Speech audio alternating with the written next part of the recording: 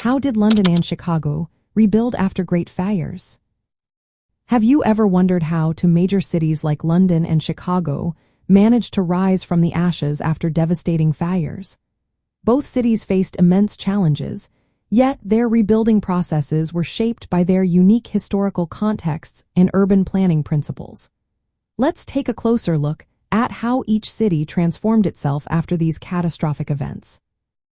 In London, the Great Fire of 1666 destroyed a large part of the medieval city, including homes and iconic structures like the old St. Paul's Cathedral.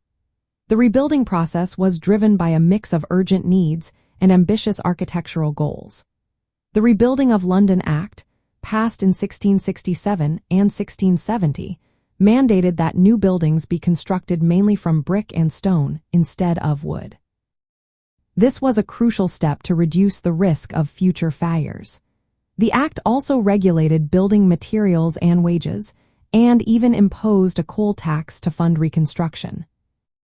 Interestingly, London retained much of its medieval street layout. Attempts to redesign the city were complicated by property disputes and the urgent need to rebuild quickly.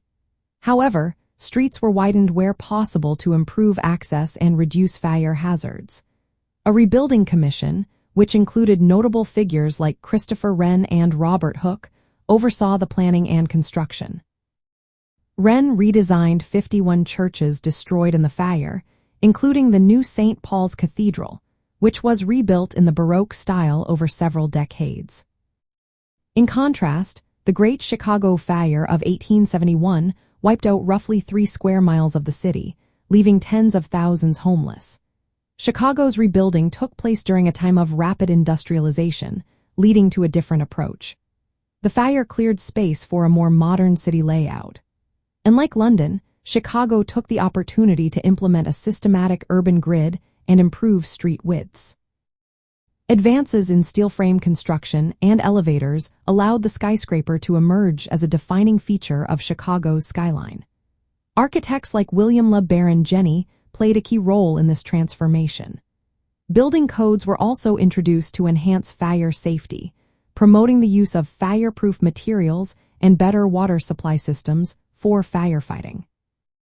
The rebuilding efforts in Chicago attracted significant investment and innovation, rapidly transforming the city into a commercial and transportation hub.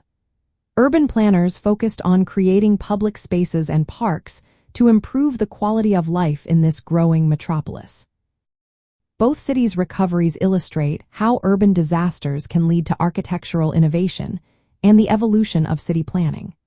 London's rebuilding emphasized replacing vulnerable wooden structures with fire-resistant materials while preserving much of its historic layout. Chicago's reconstruction leveraged new technologies to create a modern city with innovative skyscrapers and improved infrastructure.